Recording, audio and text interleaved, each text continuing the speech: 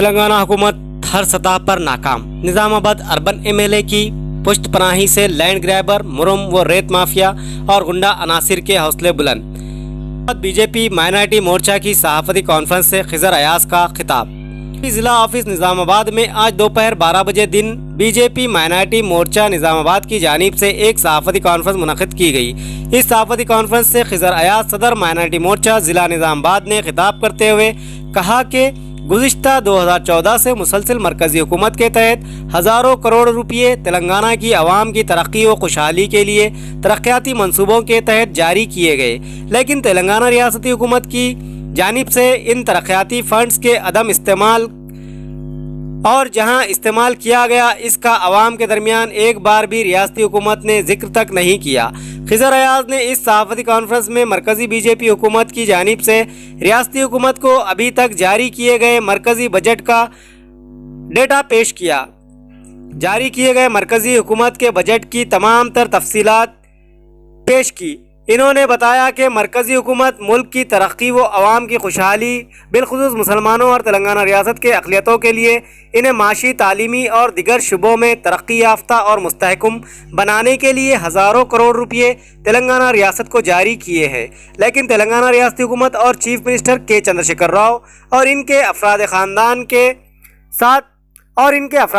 के साथ साथ पार्टी कायदीन ने तेलंगाना की अवाम, बिलखुसूस मुसलमानों और अक़लियतों को बीजेपी का खौफ दिलाकर मरकज़ी हुकूमत के तरक्याती मंसूबों से महरूम रखा। खिजर अयाज ने टीआरएस, बीआरएस पार्टी व तेलंगाना रियासती हुकूमत की ताईदी सियासी जमात मजलिस इत्तेहादुल मुस्लिमीन पर शदीद तनक़ीद करते हुए कहा कि जब भी रियासत में मुसलमानों के हकूक़ की खिलाफ वर्जी की गई, मजलिस खामोश तमाशाई बनी रही। एक तरफ तो मजलिस मुसलमान के मसावी हकूक़ की बात करती है और तेलंगाना रियासती हुकूमत की जानिब से रियासत में मसाजिदों की शहादत और अक़लियतों के मसाइल पर खामोशी इख्तियार कर लेती है। इन्होंने मुस्लिम जमात की इस तरह दो रुखी पॉलिसी को मुनाफिकत से ताबीर किया। खिजर अयाज ने मुकामी सियासत पर तबसरा करते हुए कहा कि निज़ामाबाद शहर में बरसरे इख्तिदार पार्टी के आला कायदीन का बोलबाला है। टीआरएस बीआरएस पार्टी के पार्टी के दौरे इख्तिदार में शहर में जराइम पेशा अफराद के हौसले बुलंद हो रहे हैं। मुकामी अर्बन एमएलए की पुष्टपनाही से लैंड ग्रैबर, रेत व मुरम माफियाओं और गुंडा अनासिर की सरगर्मियों में इजाफा हो रहा है। शहर में जराइम की शरह में बेतहाशा इजाफा हो रहा है। इन्होंने एमएलसी व डॉक्टर चंद्रशेखर राव से सवाल करते हुए पूछा कि इनके वालिद किस मंसूबे के तहत रियासत के अक़लियतों से इम्तियाजी सलूक कर रहे हैं, क्योंकि बग़ैर किसी मुतालबे और शराइत के दलित तबक़ात की तरक्की व खुशहाली के लिए हज़ारों करोड़ रुपये जारी कर रहे हैं और अक़लियतों के लिए सैकड़ों शराइत पर सिर्फ 50 करोड़ रुपये जारी किए। अक़लियती शरह आबादी के तनासुब से ये बजट कोई मायने नहीं रखता। तालीमी व माशी सतह पर मुसलमानों को कमज़ोर करने की तेलंगाना रियासती हुकूमत और चीफ मिनिस्टर के चंद्रशेखर राव की बहुत गहरी साजिश का हिस्सा है। बरसरे इख्तिदार हुकूमत की जानिब से मुसलसिल अक़लियतों के ख़िलाफ़ रची जाने वाली मुनज़्ज़म साजिशों के बावजूद भी अक़लियती कायदीन की मानाखेज़ खामोशी पर इन्होंने अपने गहरे दुख और अफसोस का इजहार किया।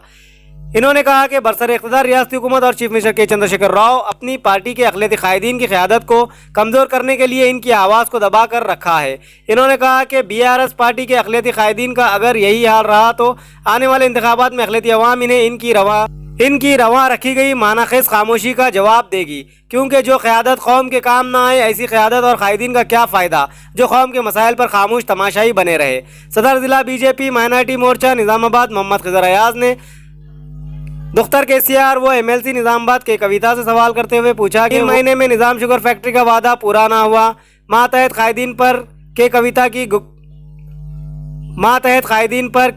की गिरफ्त नहीं। मुकामी आला कायदीन व पार्टी वर्कर्स की मनमानी जारी है। लैंड माफिया से गरीब अवाम को शदीद मुश्किलात का सामना है। टीआरएस दौरे हुकूमत में सियासी गुंडा अनासिर का राज है। रियासती हुकूमत की जानिब से अवाम के लिए कोई ठोस इक़दामात व मनसूबों पर अमलावरी नहीं। सरकारी महकमा जात और सरकारी मुलाजमीन अवाम के मसाइल पर अपनी सर्द मोहरी का मुजाहरा कर रहे हैं। इन हालात में सदर बीआरएस पार्टी व तेलंगाना रियासती चीफ मिनिस्टर के चंद्रशेखर राव कौमी सियासत का ख्वाब देख रहे हैं, ताकि रियासत की तरह कौमी सतह पर भी कौम का बेड़ा गर्क करते हुए अवाम को माशी और तालीमी सतह पर कमज़ोर कर सके और रियासत के बाहर इनकी पार्टी और इसके कायदीन का गुंडा राज कायम कर सके। इस सहाफती कॉन्फ्रेंस में माइनॉरिटी मोर्चा BJP spokesperson Mohammad Imran Khan व दिगर शेख अनवर के अलावा दिगर बीजेपी कायदीन मौजूद थे। कि जो आवाम को जो इस तेलंगाना में केसीआर हुकूमत से जो परेशानी, तकलीफ, बेरोज़गारी, हर तरह की जो मुसीबत से जो जूझ रहे हैं मुसलमान और आवाम, उस वजह से ये प्रेस मीट रखा गया है। हमारा प्रेस मीट रखने का मकसद ये है कि आने वाले इंतखाबात में भारतीय जनता पार्टी की हुकूमत इस रियासत तेलंगाना में बने और डबल इंजन की सरकार से तमाम आवाम को फ़ायदा पहुँचे। और इसके अलावा जो केसीआर साहब जो माइनॉरिटीज़ के लिए जो वायदे करे थे वो आज तक पूरा नहीं हुआ। तो हम आप मीडिया के ज़रिए ये डिमांड करते हैं कि जो माइनॉरिटीज़ को जो वादा किया गया उसको जल्द से जल्द पूरा करें। और इसके अलावा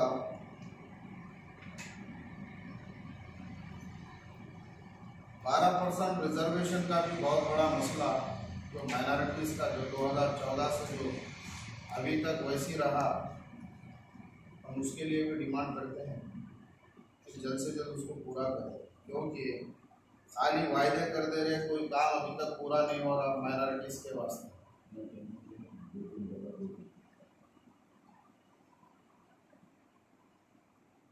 और इसके अलावा केजी टू पीजी जो एजुकेशन देते बोले उसका भी वायदा अभी तक पूरा नहीं हुआ। और इसके अलावा वक्फ बोर्ड जुडिशरी पावर देते बोले उसका भी अभी तक पूरा नहीं हुआ। ये वायदे या फिर क्या मकसद है मुझे अभी तक समझ में नहीं आया। ना तो ये टीआरएस बीआरएस पार्टी ना कुछ मुसलमानों का कुछ सोच रही, ना माइनॉरिटीज़ का कुछ सोच रही, ना कुछ आवाम का सोच रही। ये कौन सी दुश्मनी कर रहे ख़ास तौर पे मुसलमानों से, मेरे कुछ समझ में नहीं आता। तो हम मीडिया के ज़रिए ये सवाल करते हैं बीआरएस पार्टी से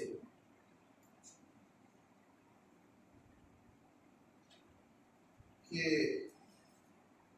आप जो 2014 से लेकर अब तक जो वायदे करें उसको पूरा करें।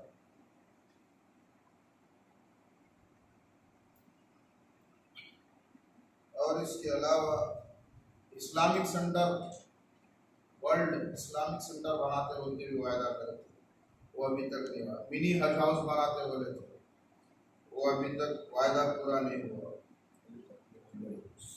और इसके अलावा बेरोजगार नौजवानों को नौकरियां देते बोले, वो अभी तक पूरा नहीं हुआ।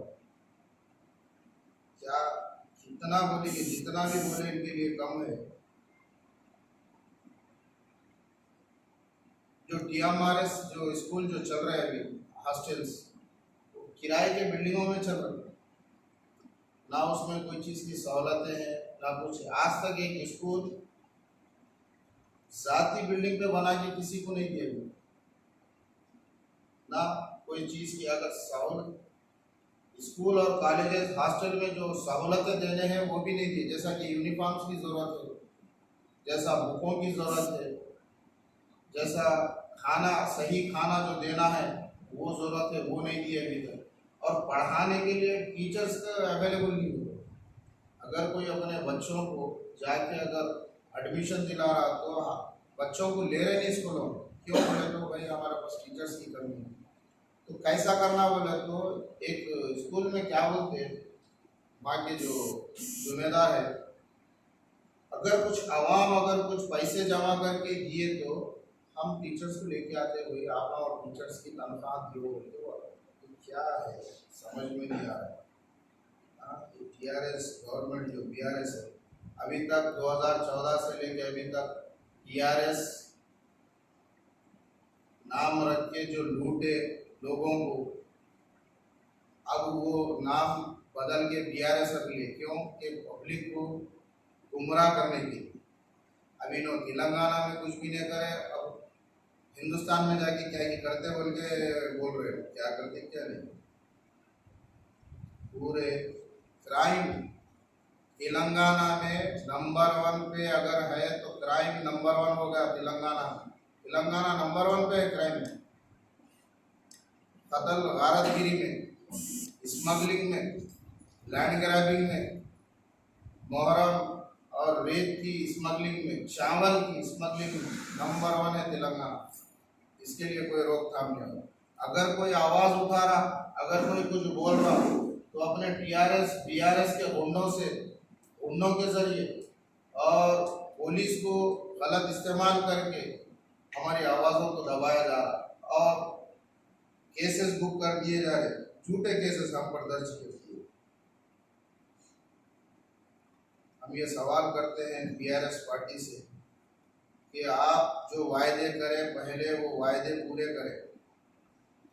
और कोई अगर एक मीटिंग में केसीआर साहब से एक शख्स पूछता क्या हुआ साहब 12% का, बोले तो बैठो जी बैठो, तुम्हारे बाप से पूछो, बाप से बात करता हूँ बोला। तो हम पूछ रहे कविता मैडम और केटीआर के बाप से क्या हुआ 12% रिजर्वेशन, आप इसका जवाब दीजिए। तो मुसलमानों का वोट आपको काम में नहीं आ रहा, मुसलमानों से वोट नहीं लिए, हाँ फिर क्या किस्सा है आपको बोलो।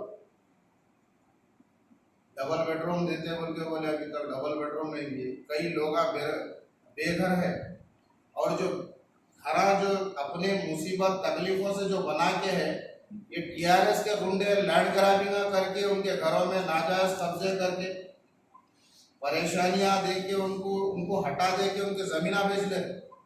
और इससे ज्यादा अफसोस बात क्या होना इस तेलंगाना में। और इसके अलावा क्या क्या बोलेंगे, जो हॉस्टलों में जो खाना दे, पहले तो खाना बच्चे जो हॉस्टलों में रह रहे जो स्कूल को आ रहे वो अपना टिफिन लेके आके जाते, मगर कोई अगर भूख से अगर खाना खा रहा भी वहाँ पर तो उसमें कीड़े निकल रहे या बच्चे फूड पॉइजनिंग से क्या हो रहे दवाखानों में एडमिट हो जाए। अब उन्हें भूख के मारे वो खाना क्या करेंगे बच्चे, पढ़ने ऐसो बच्चे क्या करते हैं, खा रहे कुछ भी खाते, फूड पॉइजनिंग में बच्चों को एडमिट कर देना पड़ा, बच्चों की जानों से खेल रहे ये टीआरएस गवर्नमेंट।